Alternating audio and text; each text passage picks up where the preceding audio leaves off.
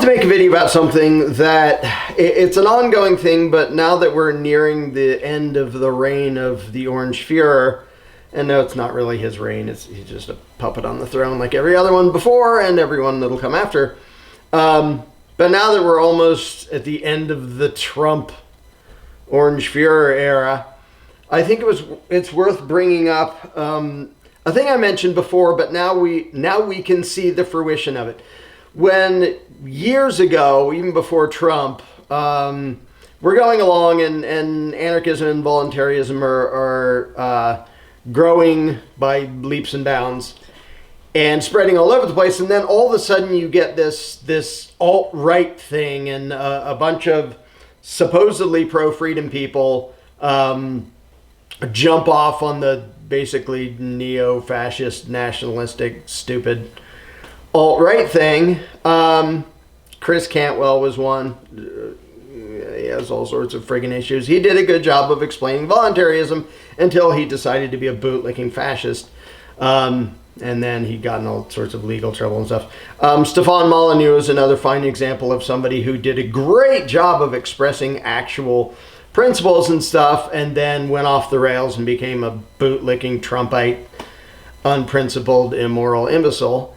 And there are a few others, but those are some of the most obvious ones. Oh, Lauren Southern is a glaring example of somebody who lots of people went rah, rah, rah behind. And I had a debate with her down at Anarchapulco a couple of years ago, or whenever that was.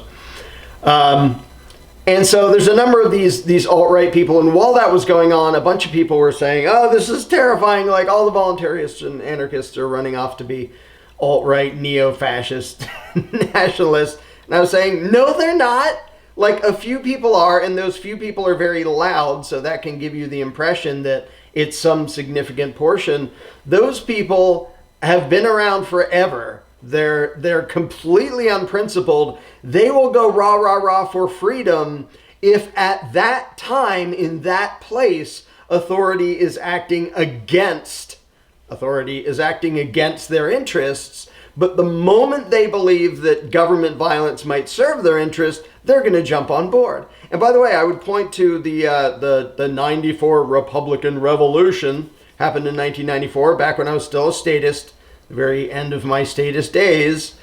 And a whole bunch of Republicans running for office were saying very libertarian things.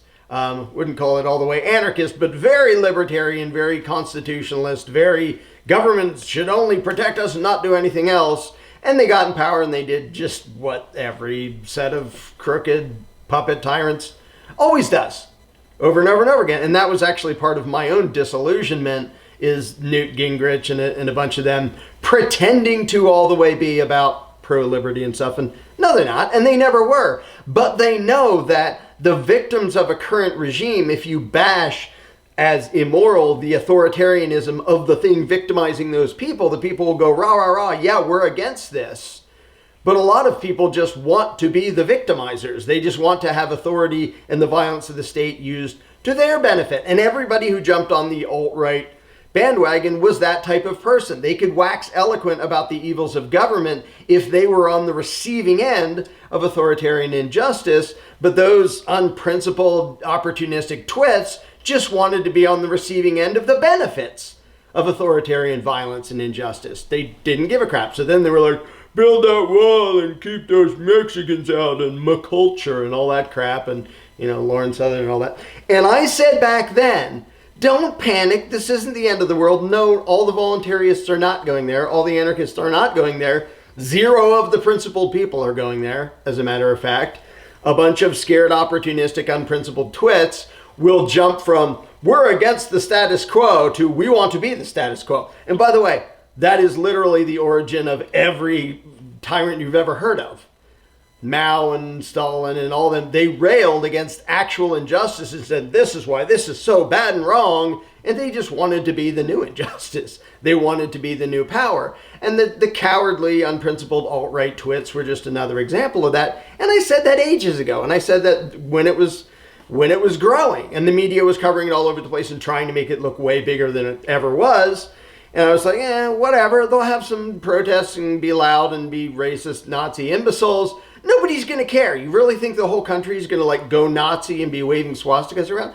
No, it's a stupid little fad of power-happy twits doing the exact same thing that makes, insecure kids join gangs. I want to feel powerful. I want to feel like my gang can beat up your gang because they're insecure little twits. And so that's all the alt-right thing is or was ever going to be. And I said that from the beginning.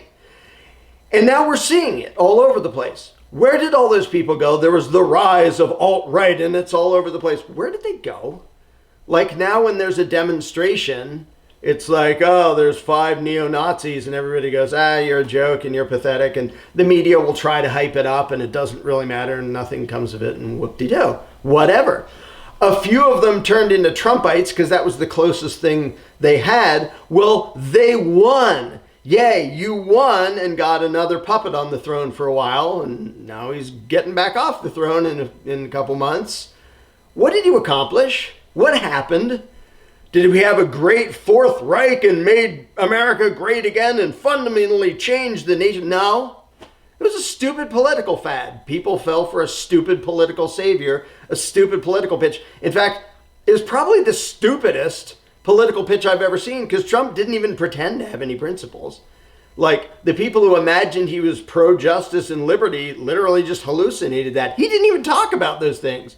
He didn't even pretend to be those things. At least in '94, the Republicans actually pretended and gave fairly thorough, convincing lip service to the idea of individual rights and gun rights and, all sorts of specific individual rights and limiting taxation and slashing taxes right and left and stuff, and which, of course, they didn't do. But they gave a good sales pitch. And I admit I fell for it back when I was a statist back then. And I thought, this sounds so good. And a bunch of these people have never been politicians before. They're outsiders. They're going to get into the system and change things. Well, there was the Republican Revolution in 1994. And they won the House and the Senate. I forget exactly what the change was. But they got all this power. Guess what changed? Nothing. Not a damn thing. And that made me really dang disillusioned at the time. I was like, so we won, rah, rah, rah. Our guys, because I was still dumb enough to think that a politician could be my guys, got in and did nothing. The funny thing is, I think some of them actually meant well, because some of them got into office who had never been politicians, who may have actually believed what they were saying, and then turned around and said, yeah, we can't really do anything inside the system, because we get in there and then we get the talking to from the establishment that says, yeah, if you want to have any influence in Congress or anybody to pay attention to anything you say, you're going to toe the line. You're going to do this, you're going to do that, you're going to go along with what we say. Then we'll give you we'll make you the head of this board of that, the chairman of some stupid committee or other. Otherwise, nobody's going to care what you have to say, and you'll do your term and you'll be gone and you'll make no difference. And a bunch of people who went in, of the Republicans who'd never been politicians, said, there's nothing you can do in this system. We went in all rah, rah, rah. We were going to slash and cut regulation and taxes. You can't do squat. So a few of them said that. And other ones and I'm going to list ones that particularly pissed me off because I believed them at the time. I freaking believed they meant what they said. Rick Santorum, you lying sack of shit. You bootlicking, government-worshipping piece of crap. I believed it when you spouted the rhetoric that sounded so dang libertarian. Newt Gingrich, you did an awesome job of pretending to be anti-authoritarian. You're not. You're a fucking fascist. And I didn't know that at the time. And now I have learned otherwise. That when somebody wants the throne, they don't ever want the throne to serve the people that the throne rules over. Why would you think that somebody would gravitate towards a position of power over you for your benefit? That's just stupid. And I admit, I was stupid enough at the time to still believe in politics, and I got that rude awakening slap in the face. So when along comes Trump and the alt-right and all that, I totally saw it coming way before it happened and said, this isn't the end of voluntarism. Oh, they all turned alt-right. No, some unprincipled idiots fell for a thing that was never going to go anywhere. The country wasn't going to turn Nazi. They weren't going to turn, they got Trump in there and everybody held their nose and a few people tried really hard to believe that he was anti-establishment. Well, he was appointing all the same warmongers and all the same bankers and doing all the same things and single-handedly implementing the worst federal gun control of my lifetime with his stupid bump stock ban, making hundreds of thousands of Americans into felons overnight, which no Democrat at the federal level had ever done. Like, if you owned it before, like the 94 assault weapons ban, if you owned it before, you could still own it. And I know, because we went out and bought an AR-15, before that ban went into effect so that it wouldn't affect us, because it doesn't. Trump's the only one who made people into felons for owning something that they already owned legally before at the federal level. Trump's the only one. So people are like, rah, rah, rah, he's for us. And I mean, I could go down the list, but this isn't supposed to be a Trump bashing thing. There's so much to bash him for. I believe take the guns first, go through due process second. Can you even imagine what would happen if Obama had said those words? But so you get these idiots who think, well, now we have a political savior in Trump. And I knew that was going to be nothing, because it's not like Trump was going to change anything. And he didn't. He didn't change a damn thing about the fundamental nature. And he, increased spending and the debt and the deficit like way above where it had ever been before. And so I don't want to have this totally turn into I told you so, but I freaking told you so. Alt-right doesn't matter. The country's not going to turn into that. And see, here's the thing, and this is good news. I want this, this isn't just a complaint about duped Trumpites and nationalistic dumbasses.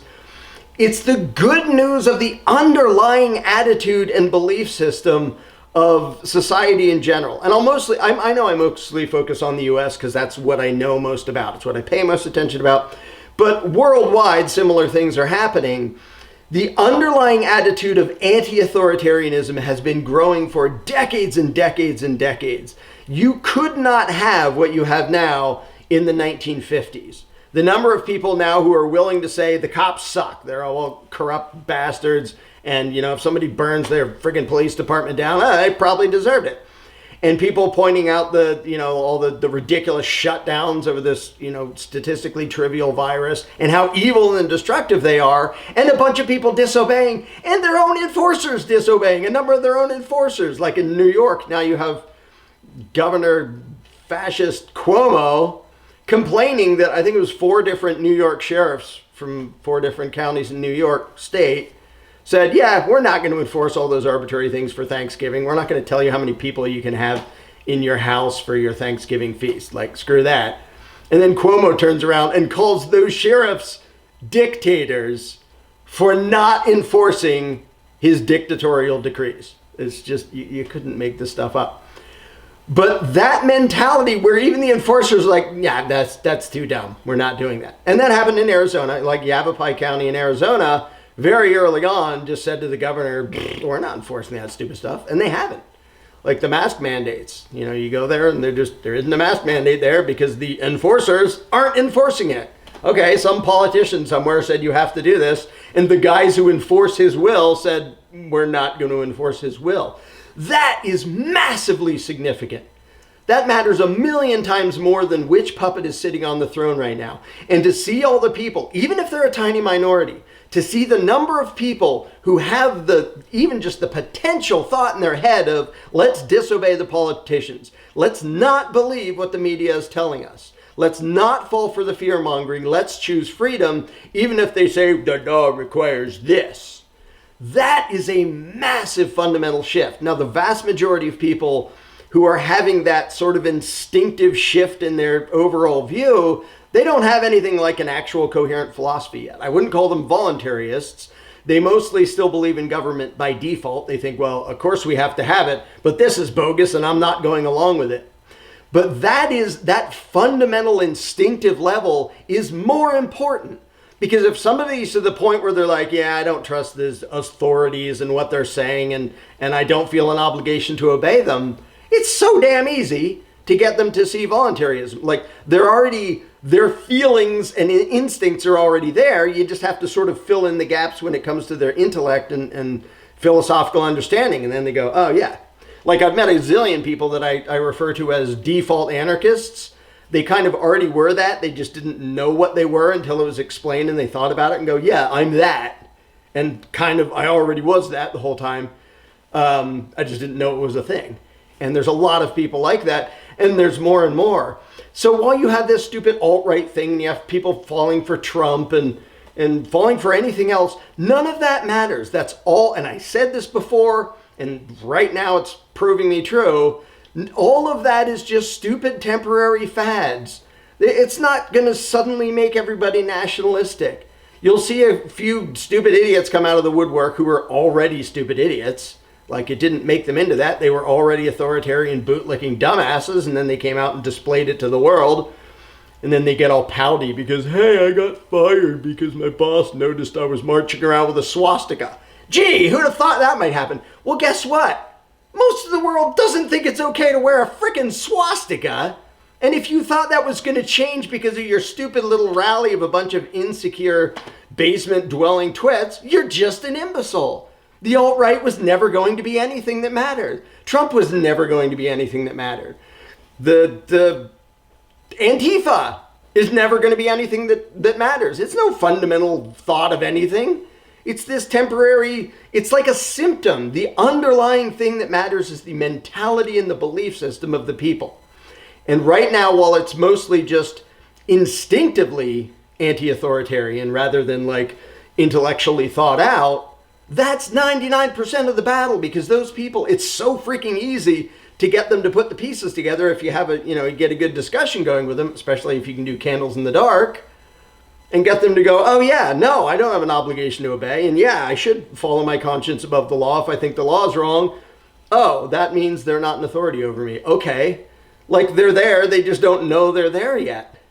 And so when people were all concerned about the alt-right, and I don't like to laugh about it because it's sad to watch people fall for this crap. Just like it's sad to watch some scared kid join some street gang and become either a stupid thug or just a scared kid and a bunch of scared kids committing violence and doing whatever else. For the same reason, it's sad watching people fall for the alt-right or fall for Trump's BS and go rah, rah, rah, and thinking he's going to save you, or think he gives a crap about you, or thinking any politician ever gives a crap about you. But the outcome that we're already seeing of all that crap falling apart was just like, it was a done deal. And I said so before Trump ever took office. And a fine example, it's a sad example. I do not point this out to gloat. Because it's sad. It's freaking sad to watch. I had a debate a number of years back with Lauren Southern down in Mexico, and she had some supporters there. Rah, rah, rah, build that wall, keep those Mexicans out. Meanwhile, we're in Mexico. Like, are these the people you're scared of? And if you're scared, why are you here? And why do you want a wall between where you are right now and your home? Like, but whatever. So we had the debate, and she was pro-fascist, and she did me a favor of admitting that she is pro-government aggression against people of a different color who were born in a different place from an accident of birth that's draw an arbitrary line and then use government violence to keep them out. She started by admitting that because she probably watched some of my debates and realized, okay, he's totally going to make me admit one way or the other that I advocate violent aggression against people I don't know just because they're on the other side of a line. So she started by conceding that point. Where is she now? Have you noticed that she didn't become president? She didn't become, anything. She fizzled out and turned into nothing, because that's what all fads do. That's what all political agendas based around a particular, we're going to use government violence for this. And sometimes the fads get huge and do a massive amount of destruction and then fall over and go away. But they're still fads. There's still there is the underlying belief system of the people, and then there's these stupid fads. And I actually read sort of a sad article about Lauren Southern, who apparently is married was it a Chinese guy or something? And a bunch of her like incel, misogynistic, asshole male supporters are like chastising her for that. And they were already being assholes to her, like along the way. And she kind of admits that during this interview and the story about her. And it's just sad to watch. It's like you're mistreated by your own fans because you attract the insecure, cowardly, power-happy assholes that like an authoritarian strongman. And maybe the saddest part of all is anybody who thinks that Donald Trump is actually a strong man. He's the biggest friggin' snowflake, spineless, unprincipled wuss in the world. But it's sad that she got attention and fame and money for going rah, rah, rah for nationalistic stupidity and mostly getting a bunch of supporters who are assholes, and especially assholes to women, including her. And a bunch of them were upset when she found this, I think it's the Chinese guy that she married. And, good for her. Like, I hope she can get away from cheering for violent authoritarian aggression. Go have a stinking life. Mind your own frickin' business. Go have a life. Have fun. Have relationships that are good. Do things that are productive instead of cheering for the dictator of the week. But that's what I knew was going to happen, and I said was going to happen. Like, when people look at the fads that come and go, do they think one's going to come along and take over the whole world? Like, that doesn't even happen even when an entire country goes rah, rah, rah. Like, you could totally put the Third Reich into the category of a fad. It was a big, scary, destructive fad. It was worth being scared of. But even that was going to come and go. And the Soviet Union and, all the nasty things that happened, like, I hate to reduce them to a fad because, tens of millions of people died. So calling that a bad fad is kind of downplaying the seriousness. But in the long run, those don't determine what people's hearts tell them and what people's minds tell them. And people's minds and hearts on this planet have been going anti-authoritarian for a long time. And you can see it now. You can see it in the culture all over the place. In politics, it's still people fighting over fads.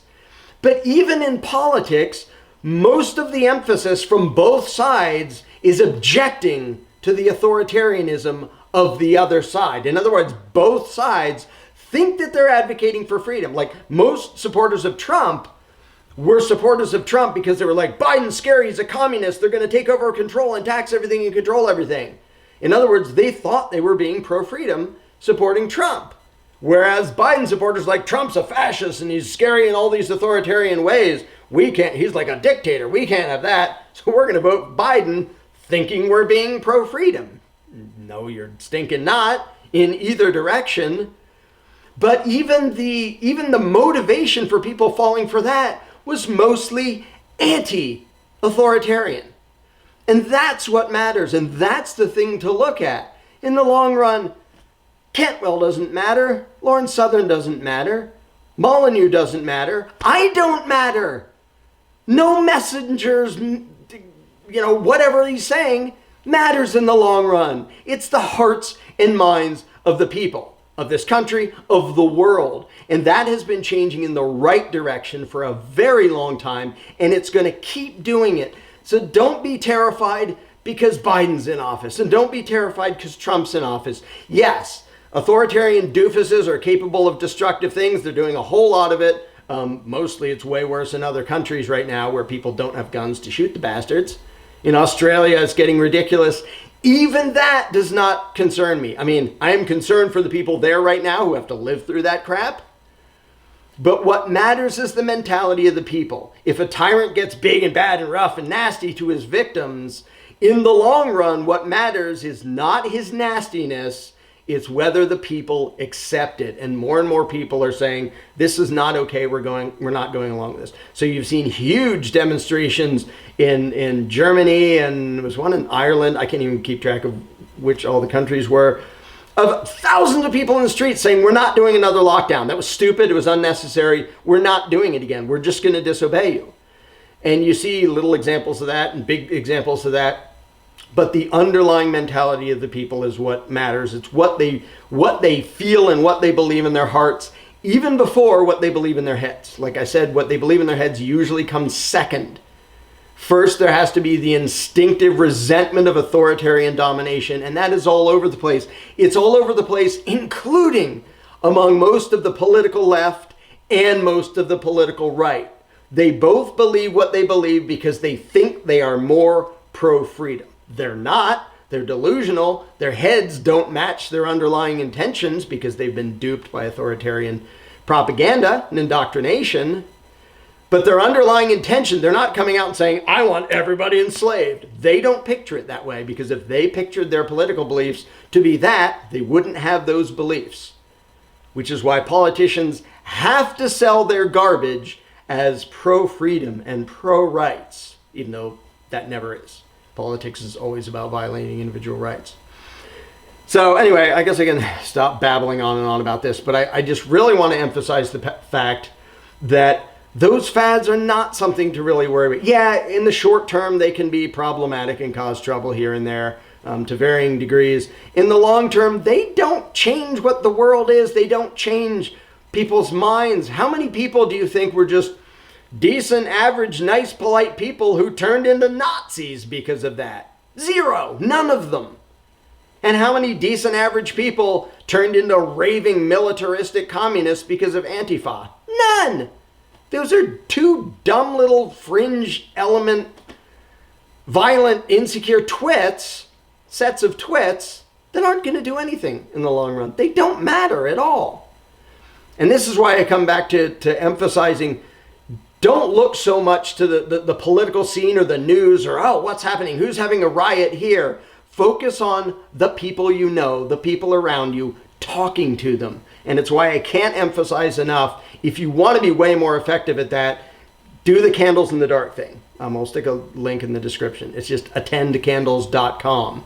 Because what changes the mentality of the people is the other people around them. Sometimes there's one speaker who makes a big difference, or one person who, for whatever reason, gets a big enough stage that a bunch of people notice and start paying attention. But ultimately, people talking to each other and sharing their viewpoints and sharing their mentalities, that is what determines the direction of the mentality of the people. And the mentality of the people determines the direction of the world. And in spite of the authoritarian idiocy coming out of the desperate control freaks in this country and around the world, the mentality of a lot of people is heading in the direction of self-ownership and non-aggression and voluntarism. A lot of the people only have it at the instinctive gut level so far. We have to give them the intellectual level, but they are ready for it. They are more ready for it than they have ever been before. Now is the perfect time to make yourself go out and talk about these things. You don't have to preach. You don't yell from a soapbox. You don't have to get into arguments. Ask people questions about what they believe. Again, if you want to learn a very specific method, go get candles in the dark. But don't be scared into hiding because you think it's the end of the world and you have to grab a bunch of cans of soup and hide in the woods. You don't. Get out and talk to the people, because the people is where the power comes from, including the power to take away the power of every ruling class in the world. And that is what we are in the middle of seeing. So go help make it happen even more. And with that, I guess I will shut up for a while. And don't be scared of fads, and don't be discouraged by fads and by the daily news. What matters is the underlying current. Don't look at the dumb little ripples on the surface. The underlying current of humanity is headed in the right direction and has been for many, many centuries, and is finally about to actually achieve what humanity is supposed to be, which is a state of voluntary, stateless, anti-authoritarian, peaceful coexistence. So go out there and help make that happen.